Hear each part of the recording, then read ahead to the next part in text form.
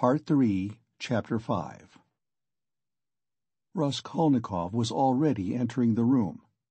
He came in looking as though he had the utmost difficulty not to burst out laughing again. Behind him Razumihin strode in gawky and awkward, shamefaced and red as a peony, with an utterly crestfallen and ferocious expression. His face and whole figure really were ridiculous at that moment, and amply justified Raskolnikov's laughter. Raskolnikov, not waiting for an introduction, bowed to Porfiri Petrovitch, who stood in the middle of the room, looking inquiringly at them. He held out his hand and shook hands, still apparently making desperate efforts to subdue his mirth and utter a few words to introduce himself. But he had no sooner succeeded in assuming a serious air and muttering something, when he suddenly glanced again as though accidentally at Razumihin, who could no longer control himself. His stifled laughter broke out the more irresistibly the more he tried to restrain it. The extraordinary ferocity with which Razumihin received this spontaneous mirth gave the whole scene the appearance of most genuine fun and naturalness. Razumihin strengthened this impression as though on purpose. "Fool! You fiend!" he roared, waving his arm, which at once struck a little round table with an empty tea-glass on it. Everything was sent flying and crashing. "But why break chairs, gentlemen? You know it's a loss to the crown," Porfiri Petrovitch quoted gaily. Raskolnikov was still laughing, with his hand in Porfiri Petrovitch's, but, anxious not to overdo it, awaited the right moment to put a natural end to it. Razumihin, completely put to confusion by upsetting the table and smashing the glass, gazed gloomily at the fragments, cursed, and turned sharply to the window, where he stood looking out with his back to the company, with a fiercely scowling countenance, seeing nothing. Porfiri Petrovitch laughed and was ready to go on laughing, but obviously looked for explanations. Zametov had been sitting in the corner, but he rose at the visitor's entrance and was standing in expectation with a smile on his lips, though he looked with surprise, and even, it seemed, incredulity at the whole scene, and at Raskolnikov with a certain embarrassment. Zametov's unexpected presence struck Raskolnikov unpleasantly. "I've got to think of that," he thought. "Excuse me, please," he began, affecting extreme embarrassment. "Raskolnikov." "Not at all. Very pleasant to see you. And how pleasantly you've come in. Why, won't he even say good morning?" Porfiri Petrovitch nodded at Razumihin. "Upon my honor, I don't know why he is in such a rage with me. I only told him as we came along that he was like Romeo, and proved it. And that was all, I think." "Pig!" ejaculated Razumihin, without turning round. "There must have been very grave grounds for it, if he is so furious at the word," Porfiri laughed. "Oh, you sharp lawyer! Damn you all!" snapped Razumihin, and suddenly, bursting out laughing himself, he went up to Porfiri with a more cheerful face, as though nothing had happened. "That'll do. We are all fools. To come to business. This is my friend Rodion Romanovitch Raskolnikov. In the first place, he has heard of you and wants to make your acquaintance, and secondly, he has a little matter of business with you. Bah, Zametov, what brought you here? Have you met before? Have you known each other long?" "What does this mean?" thought Raskolnikov uneasily. Zametov seemed taken aback, but not very much so. "Why, it was at your rooms we met yesterday," he said easily. "Then I have been spared the trouble. All last week he was begging me to introduce him to you. Porfiri and you have sniffed each other out without me. Where's your tobacco?" Porfiri Petrovitch was wearing a dressing-gown, very clean linen, and trodden-down slippers. He was a man of about 35, short, stout even to corpulence, and clean-shaven. He wore his hair cut short, and had a large round head, particularly prominent at the back. His soft, round, rather snub-nosed face was of a sickly yellowish color, but had a vigorous and rather ironical expression.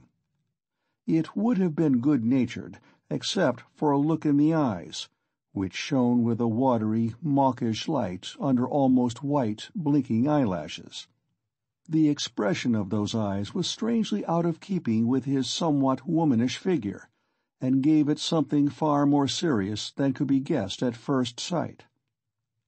As soon as Porfiri Petrovitch heard that his visitor had a little matter of business with him, he begged him to sit down on the sofa and sat down himself on the other end, waiting for him to explain his business, with that careful and over-serious attention which is at once oppressive and embarrassing, especially to a stranger, and especially if what you are discussing is, in your opinion, of far too little importance for such exceptional solemnity.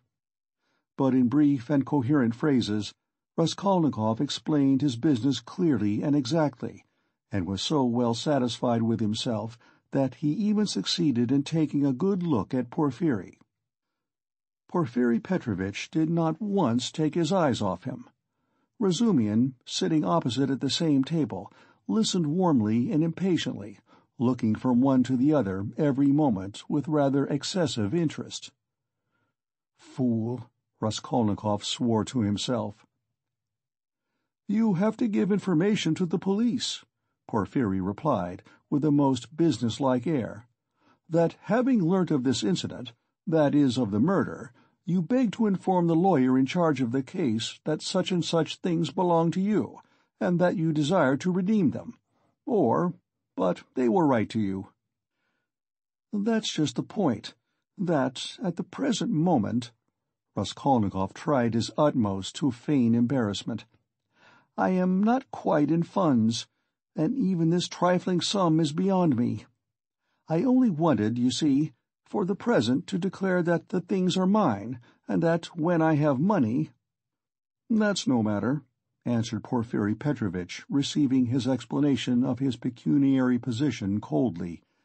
"But you can, if you prefer, write straight to me, to say that having been informed of the matter, and claiming such and such as your property, you beg—" "On an ordinary sheet of paper?"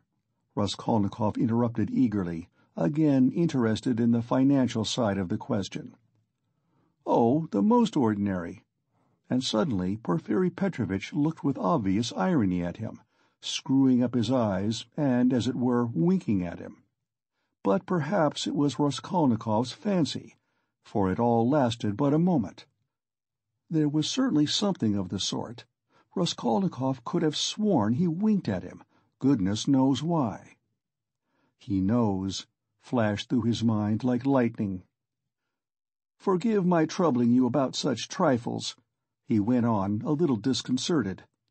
"The things are only worth 5 roubles, but I prize them particularly for the sake of those from whom they came to me, and I must confess that I was alarmed when I heard." "That's why you were so much struck when I mentioned to Zosimov that Porfiri was inquiring for everyone who had pledges," Razumihin put in with obvious intention. This was really unbearable. Raskolnikov could not help glancing at him with a flash of vindictive anger in his black eyes, but immediately recollected himself. "You seem to be jeering at me, brother?" he said to him with a well-feigned irritability.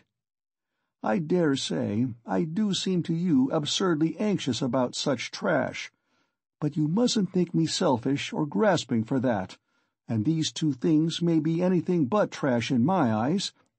I told you just now that the silver watch, though it's not worth a cent, is the only thing left us of my father's. You may laugh at me, but my mother is here." He turned suddenly to Porfiri. "And if she knew—" He turned again hurriedly to Razumihin, carefully making his voice tremble, "that the watch was lost, she would be in despair. You know what women are." "Not a bit of it. I didn't mean that at all.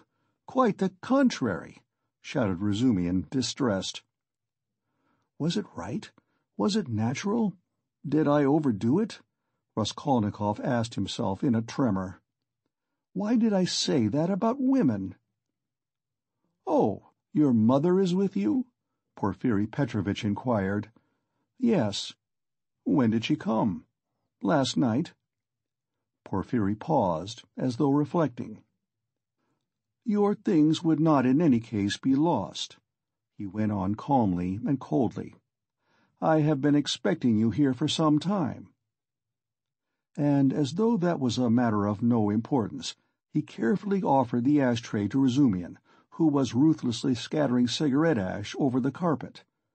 Raskolnikov shuddered, but Porfiri did not seem to be looking at him, and was still concerned with Razumian's cigarette. "What? Expecting him? Why, did you know that he had pledges there?" cried Razumian. Porfiri Petrovitch addressed himself to Raskolnikov. "Your things, the ring and the watch, were wrapped up together, and on the paper your name was legibly written in pencil, together with the date on which you left them with her." "How observant you are!" Raskolnikov smiled awkwardly, doing his very utmost to look him straight in the face, but he failed, and suddenly added, "I say that because I suppose there were a great many pledges, that it must be difficult to remember them all, but you remember them all so clearly, and... Stupid, feeble, he thought. Why did I add that?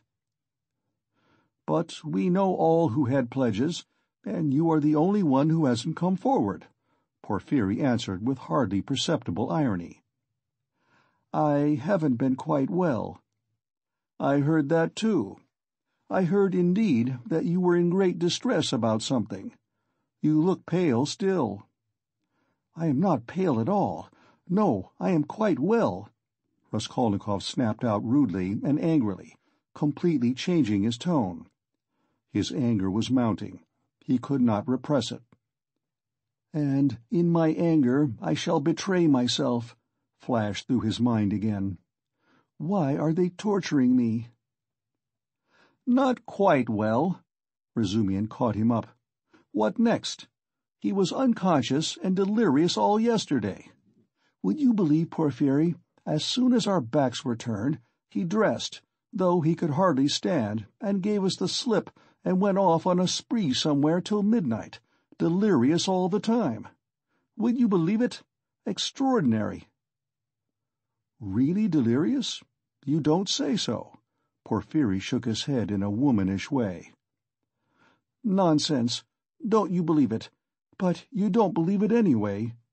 Raskolnikov let slip his anger, but Porfiri Petrovitch did not seem to catch those strange words. "But how could you have gone out if you hadn't been delirious?" Razumian got hot suddenly. "What did you go out for? What was the object of it? And why on the sly? Were you in your senses when you did it? Now that all the danger is over, I can speak plainly." "I was awfully sick of them yesterday." Raskolnikov addressed Porfiri suddenly with a smile of insolent defiance. "I ran away from them to take lodgings where they wouldn't find me, and took a lot of money with me. Mr. Zametov there saw it. I say, Mr. Zametov, was I sensible or delirious yesterday? Settle our dispute."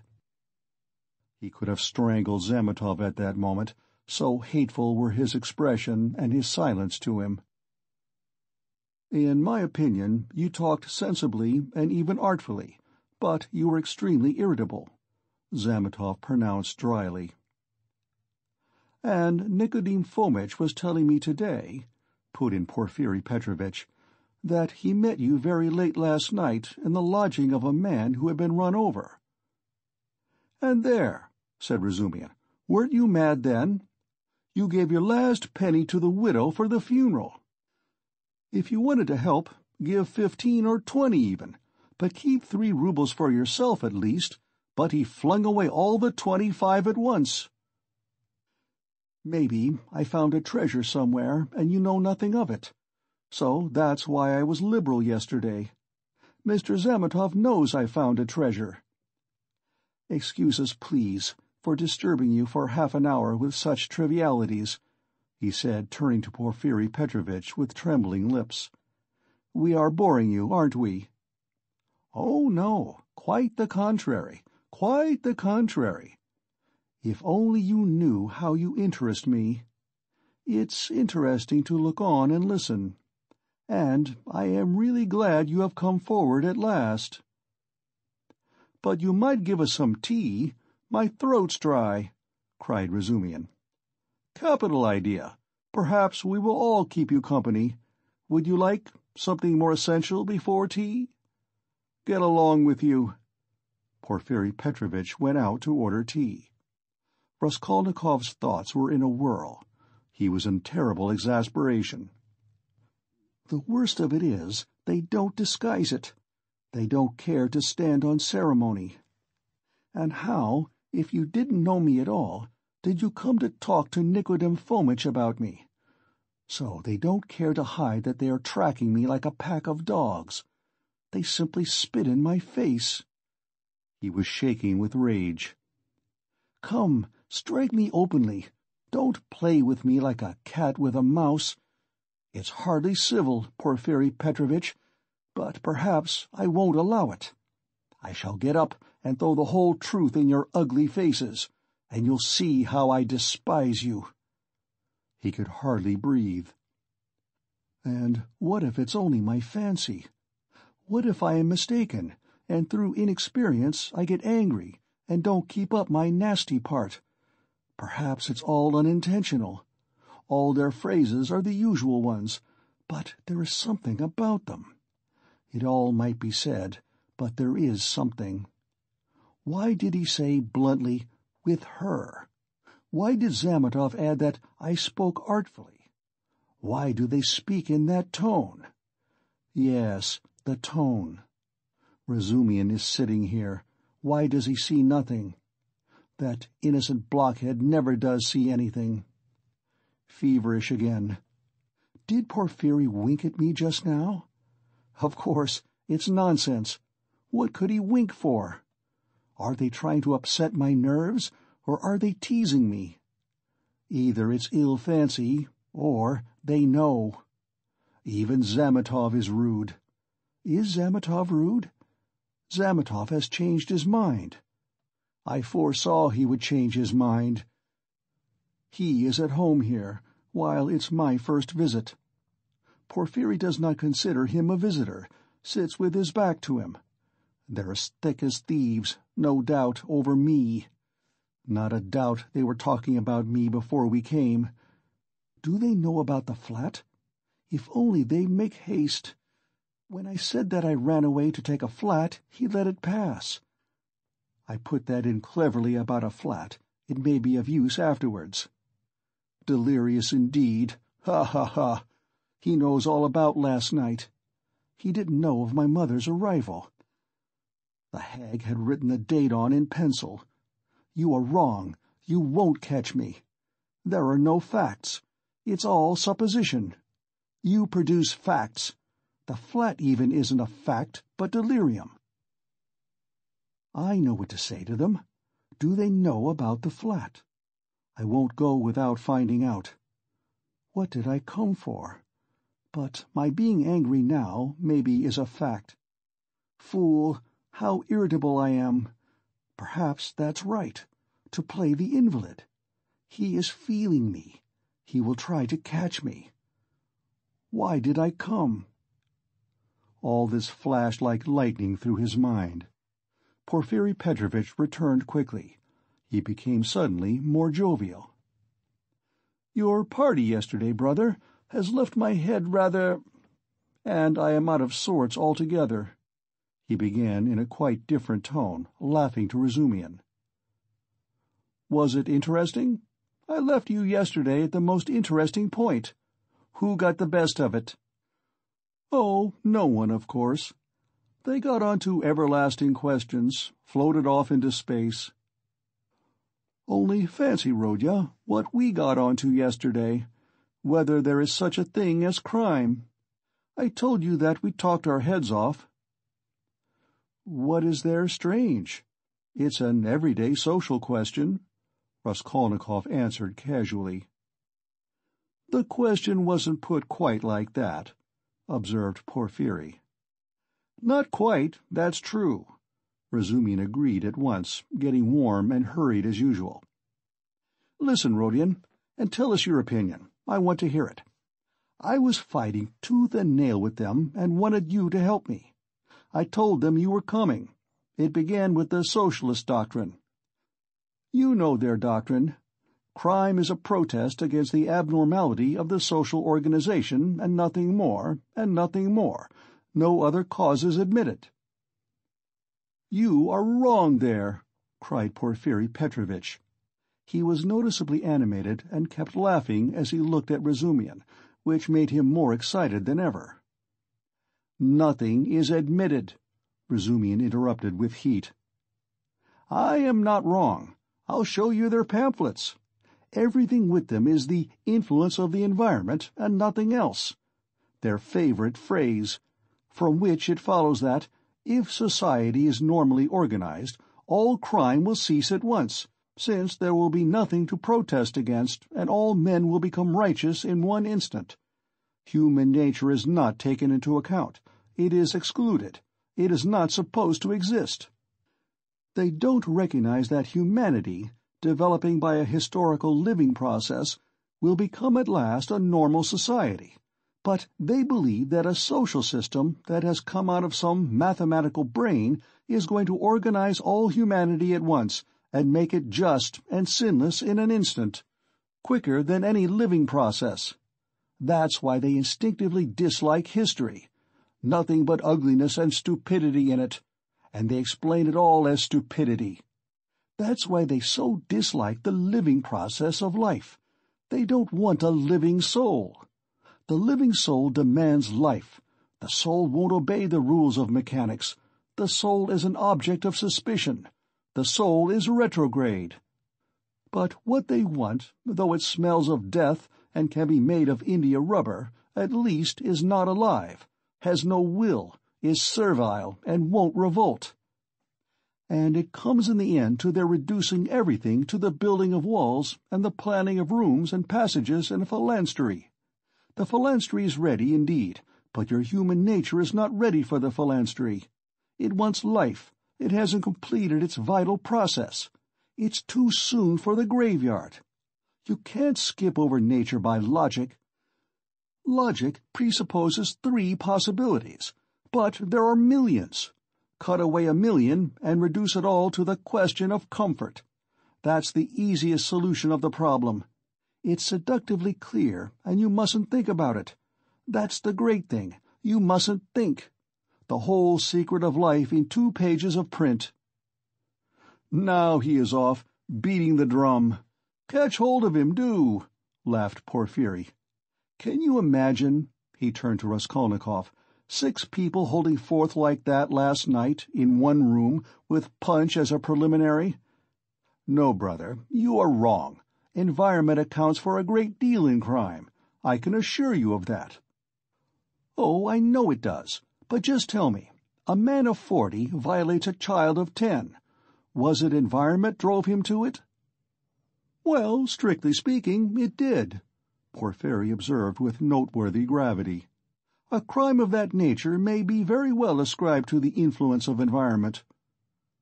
Razumian was almost in a frenzy. "Oh, if you like," he roared, "I'll prove to you that your white eyelashes may very well be ascribed to the Church of Ivan the Great's being 250 feet high, and I will prove it clearly, exactly, progressively, and even with a liberal tendency. I undertake to. Will you bet on it?" "Done. Let's hear, please. How will he prove it?" "He is always humbugging, confound him," cried Razumian, jumping up and gesticulating. "What's the use of talking to you? He does all that on purpose. You don't know him, Rodion. He took their side yesterday, simply to make fools of them. And the things he said yesterday. And they were delighted. He can keep it up for a fortnight together. Last year he persuaded us that he was going into a monastery. He stuck to it for 2 months. Not long ago he took it into his head to declare he was going to get married, that he had everything ready for the wedding. He ordered new clothes indeed. We all began to congratulate him. There was no bride, nothing, all pure fantasy. Ah, you are wrong. I got the clothes before. It was the new clothes, in fact, that made me think of taking you in." "Are you such a good dissembler?" Raskolnikov asked carelessly. "You wouldn't have supposed it, eh? Wait a bit, I shall take you in too. Ha ha ha! No, I'll tell you the truth. All these questions about crime, environment, children, recall to my mind an article of yours which interested me at the time. On crime, or something of the sort, I forget the title. I read it with pleasure 2 months ago in the Periodical Review." "My article? In the Periodical Review?" Raskolnikov asked in astonishment. "I certainly did write an article upon a book 6 months ago when I left the university, but I sent it to the Weekly Review." "But it came out in the Periodical." "And the Weekly Review ceased to exist, so that's why it wasn't printed at the time." "That's true, but when it ceased to exist, the Weekly Review was amalgamated with the Periodical, and so your article appeared 2 months ago in the latter. Didn't you know?" Raskolnikov had not known. "Why, you might get some money out of them for the article. What a strange person you are. You lead such a solitary life that you know nothing of matters that concern you directly. It's a fact, I assure you." "Bravo, Rodya! I knew nothing about it either," cried Razumihin. "I'll run today to the reading room and ask for the number. 2 months ago? What was the date? It doesn't matter, though. I will find it. Think of not telling us." "How did you find out that the article was mine? It's only signed with an initial." "I only learnt it by chance, the other day. Through the editor. I know him. I was very much interested." "I analyzed, if I remember, the psychology of a criminal before and after the crime." "Yes, and you maintain that the perpetration of a crime is always accompanied by illness. Very, very original. But it was not that part of your article that interested me so much, but an idea at the end of the article which I regret to say you merely suggested without working it out clearly. There is, if you recollect, a suggestion that there are certain persons who can, that is, not precisely are able to, but have a perfect right to commit breaches of morality and crimes, and that the law is not for them." Raskolnikov smiled at the exaggerated and intentional distortion of his idea. "What? What do you mean? A right to crime? But not because of the influence of environment?" Razumihin inquired with some alarm even. "No, not exactly because of it," answered Porfiry. "In his article, all men are divided into ordinary and extraordinary. Ordinary men have to live in submission, have no right to transgress the law, because, don't you see, they are ordinary. But extraordinary men have a right to commit any crime and to transgress the law in any way, just because they are extraordinary. That was your idea, if I am not mistaken." "What do you mean? That can't be right." Razumihin muttered in bewilderment. Raskolnikov smiled again. He saw the point at once, and knew where they wanted to drive him. He decided to take up the challenge. "That wasn't quite my contention," he began simply and modestly. "Yet I admit that you have stated it almost correctly, perhaps, if you like, perfectly so."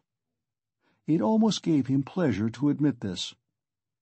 "The only difference is that I don't contend that extraordinary people are always bound to commit breaches of morals, as you call it.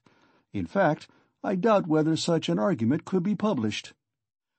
I simply hinted that an extraordinary man has the right, that is not an official right, but an inner right, to decide in his own conscience to overstep certain obstacles, and only in case it is essential for the practical fulfillment of his idea, sometimes perhaps of benefit to the whole of humanity. You say that my article isn't definite. I am ready to make it as clear as I can. Perhaps I am right in thinking you want me to. Very well. I maintain that if the discoveries of Kepler and Newton could not have been made known except by sacrificing the lives of 1, a dozen, 100, or more men, Newton would have had the right, would indeed have been in duty bound, to eliminate the dozen or the 100 men for the sake of making his discoveries known to the whole of humanity. But it does not follow from that Newton had a right to murder people right and left, and to steal every day in the market. Then, I remember, I maintained in my article that legislators and leaders of men, such as Lycurgus, Solon, Mahomet, Napoleon, and so on, were all, without exception, criminals, from the very fact that, making a new law, they transgressed the ancient one, handed down from their ancestors and held sacred by the people, and they did not stop short at bloodshed either, if that bloodshed, often of innocent persons fighting bravely in defense of ancient law, were of use to their cause. It's remarkable, in fact, that the majority indeed of these benefactors and leaders of humanity were guilty of terrible carnage. In short, I maintain that all great men, or even men a little out of the common, that is to say, capable of giving some new word, must from their very nature be criminals, more or less, of course. Otherwise, it's hard for them to get out of the common rut, and to remain in the common rut is what they can't submit to, from their very nature again, and to my mind they ought not, indeed, to submit to it. You see that there is nothing particularly new in all that. The same thing has been printed and read 1,000 times before. As for my division of people into ordinary and extraordinary, I acknowledge that it's somewhat arbitrary, but I don't insist upon exact numbers. I only believe in my leading idea that men are in general divided by a law of nature into two categories: inferior, ordinary, that is, so to say, material that serves only to reproduce its kind, and men who have the gift or the talent to utter a new word. There are, of course, innumerable subdivisions, but the distinguishing features of both categories are fairly well marked. The first category, generally speaking, are men conservative in temperament and law-abiding. They live under control and love to be controlled. To my thinking, it is their duty to be controlled, because that's their vocation, and there is nothing humiliating in it for them. The second category all transgress the law. They are destroyers, or disposed to destruction according to their capacities. The crimes of these men are of course relative and varied. For the most part, they seek in very varied ways the destruction of the present for the sake of the better.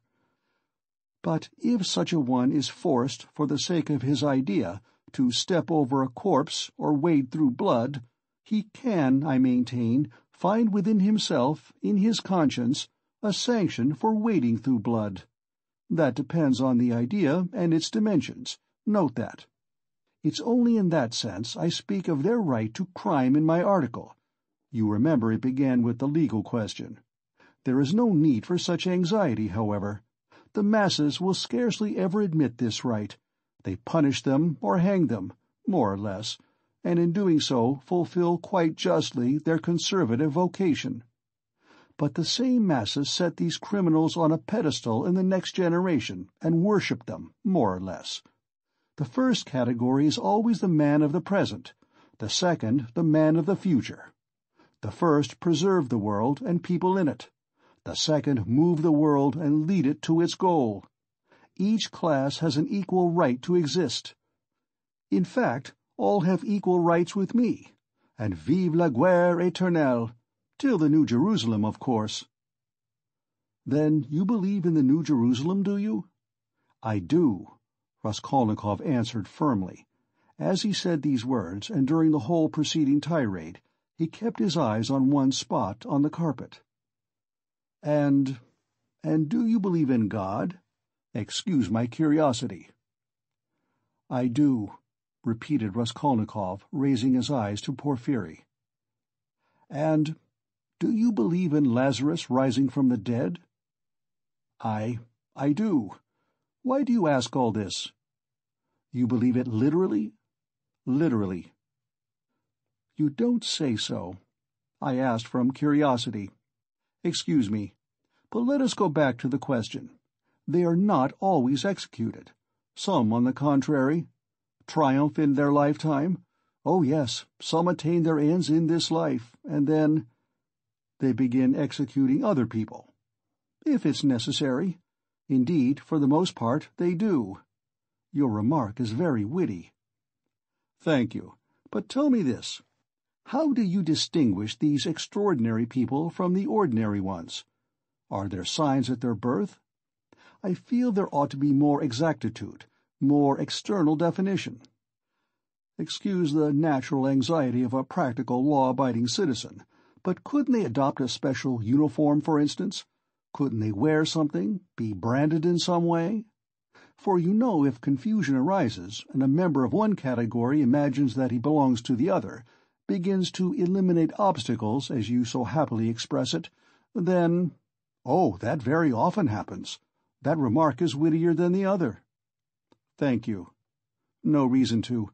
But take note that the mistake can only arise in the first category, that is, among the ordinary people, as I perhaps unfortunately called them. In spite of their predisposition to obedience, very many of them, through a playfulness of nature, sometimes vouchsafed even to the cow, like to imagine themselves advanced people, destroyers, and to push themselves into the new movement, and this quite sincerely. Meanwhile, the really new people are very often unobserved by them, or even despised as reactionaries of groveling tendencies. But I don't think there is any considerable danger here, and you really need not be uneasy, for they never go very far. Of course, they might have a thrashing sometimes for letting their fancy run away with them, and to teach them their place, but no more. In fact, even this isn't necessary, as they castigate themselves, for they are very conscientious. Some perform this service for one another, and others chastise themselves with their own hands. They will impose various public acts of penitence upon themselves with a beautiful and edifying effect. In fact, you've nothing to be uneasy about. It's a law of nature." "Well, you have certainly set my mind more at rest on that score. But there's another thing worries me. Tell me, please, are there many people who have the right to kill others, these extraordinary people? I am ready to bow down to them, of course, but you must admit it's alarming if there are a great many of them, eh?" "Oh, you needn't worry about that either," Raskolnikov went on in the same tone. "People with new ideas, people with the faintest capacity for saying something new, are extremely few in number, extraordinarily so, in fact.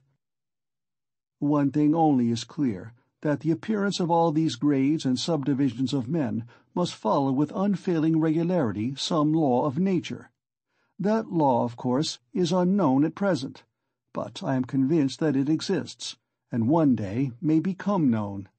The vast mass of mankind is mere material, and only exists in order by some great effort, by some mysterious process, by means of some crossing of races and stocks, to bring into the world at last perhaps one man out of 1,000 with a spark of independence. 1 in 10,000, perhaps, I speak roughly, approximately, is born with some independence, and with still greater independence 1 in 100,000.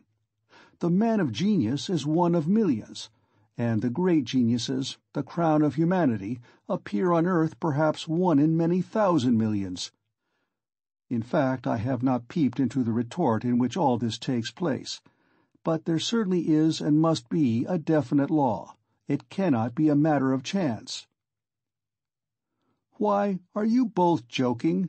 Razumihin cried at last. "There you sit, making fun of one another. Are you serious, Rodya?" Raskolnikov raised his pale and almost mournful face, and made no reply, and the unconcealed, persistent, nervous, and discourteous sarcasm of Porphyry seemed strange to Razumihin beside that quiet and mournful face. "Well, brother, if you are really serious, you are right, of course, in saying that it's not new, that it's like what we've read and heard 1,000 times already. But what is really original in all this, and is exclusively your own, to my horror, is that you sanction bloodshed in the name of conscience, and, excuse my saying so, with such fanaticism. That, I take it, is the point of your article. But that sanction of bloodshed by conscience is, to my mind, more terrible than the official, legal sanction of bloodshed. You are quite right. It is more terrible, Porphyry agreed. Yes, you must have exaggerated. There is some mistake. I shall read it. You can't think that. I shall read it. All that is not in the article. There's only a hint of it, said Raskolnikov. Yes, Porphyry couldn't sit still. Your attitude to crime is pretty clear to me now, but— Excuse me for my impertinence. I am really ashamed to be worrying you like this. You see, you've removed my anxiety as to the two grades getting mixed, but there are various practical possibilities that make me uneasy. What if some man or youth imagines that he is a Lycurgus or Mahomet, a future one, of course, and suppose he begins to remove all obstacles? He has some great enterprise before him and needs money for it, and tries to get it. Do you see? Zametov gave a sudden guffaw in his corner. Raskolnikov did not even raise his eyes to him. I must admit, he went on calmly, that such cases certainly must arise. The vain and foolish are particularly apt to fall into that snare, young people especially. Yes, you see. Well then? What then? Raskolnikov smiled in reply. That's not my fault. So it is, and so it always will be. He said just now, he nodded at Razumian, that I sanction bloodshed. Society is too well protected by prisons, banishment, criminal investigators, penal servitude. There's no need to be uneasy. You have but to catch the thief. And what if we do catch him? Then he gets what he deserves. You are certainly logical, but what of his conscience? Why do you care about that? Simply from humanity. If he has a conscience, he will suffer for his mistake. That will be his punishment, as well as the prison. But the real geniuses, asked Razumian, frowning, those who have the right to murder, oughtn't they to suffer at all, even for the blood they've shed? Why the word ought? It's not a matter of permission or prohibition. He will suffer if he is sorry for his victim. Pain and suffering are always inevitable for a large intelligence and a deep heart. The really great men must, I think, have great sadness on earth, he added dreamily, not in the tone of the conversation. He raised his eyes, looked earnestly at them all, smiled, and took his cap. He was too quiet by comparison with his manner at his entrance, and he felt this. Everyone got up. "Well, you may abuse me, be angry with me if you like," Porfiri Petrovitch began again. "But I can't resist. Allow me one little question. I know I am troubling you. There is just one little notion I want to express, simply that I may not forget it." "Very good. Tell me your little notion." Raskolnikov stood waiting, pale and grave before him. "Well, you see, I really don't know how to express it properly. It's a playful, psychological idea.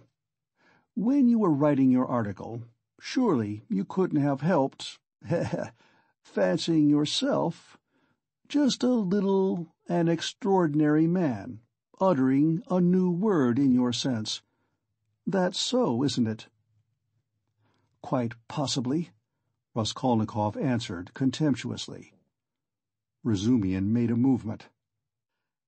"And, if so, could you bring yourself, in case of worldly difficulties and hardship, or for some service to humanity, to overstep obstacles? For instance, to rob and murder?" And again he winked with his left eye, and laughed noiselessly just as before. "If I did, I certainly should not tell you," Raskolnikov answered with defiant and haughty contempt. "No, I was only interested on account of your article, from a literary point of view." "Phoo! How obvious and insolent that is," Raskolnikov thought with repulsion. "Allow me to observe," he answered dryly, "that I don't consider myself a Mahomet or a Napoleon, nor any personage of that kind, and not being one of them, I cannot tell you how I should act." "Oh, come, don't we all think ourselves Napoleons now in Russia?" Porfiri Petrovitch said with alarming familiarity. Something peculiar betrayed itself in the very intonation of his voice. "Perhaps it was one of these future Napoleons who did for Alyona Ivanovna last week," Zametov blurted out from the corner. Raskolnikov did not speak, but looked firmly and intently at Porfiri. Razumihin was scowling gloomily. He seemed before this to be noticing something. He looked angrily around. There was a minute of gloomy silence. Raskolnikov turned to go. "Are you going already?" Porfiri said amiably, holding out his hand with excessive politeness. "Very, very glad of your acquaintance. As for your request, have no uneasiness. Write just as I told you. Or, better still, come to me there yourself in a day or two. Tomorrow, indeed. I shall be there at 11 o'clock for certain. We'll arrange it all. We'll have a talk. As one of the last to be there, you might perhaps be able to tell us something," he added with a most good-natured expression. "You want to cross-examine me officially in due form?" Raskolnikov asked sharply. "Oh? Why?" "That's not necessary for the present. You misunderstand me. I lose no opportunity, you see, and I've talked with all who had pledges. I obtained evidence from some of them, and you are the last." "Yes, by the way," he cried, seemingly suddenly delighted, "I just remembered what was I thinking of." He turned to Razumihin. "You were talking my ears off about that Nikolai. Of course, I know very well," he turned to Raskolnikov, "that the fellow is innocent, but what is one to do? We had to trouble Dmitri, too. This is the point. This is all. When you went up the stairs, it was past 7, wasn't it?" "Yes," answered Raskolnikov, with an unpleasant sensation at the very moment he spoke that he need not have said it. "Then, when you went upstairs between 7 and 8, didn't you see in a flat that stood open on a second story, do you remember, 2 workmen, or at least one of them? They were painting there. Didn't you notice them? It's very, very important for them." "Painters? No, I didn't see them," Raskolnikov answered slowly, as though ransacking his memory, while at the same instant he was racking every nerve, almost swooning with anxiety to conjecture as quickly as possible where the trap lay and not to overlook anything. "No, I didn't see them, and I don't think I noticed a flat like that open. But on the 4th story—" He had mastered the trap now and was triumphant. "I remember now that someone was moving out of the flat opposite Alyona Ivanovna's. I remember it clearly. Some porters were carrying out a sofa, and they squeezed me against the wall.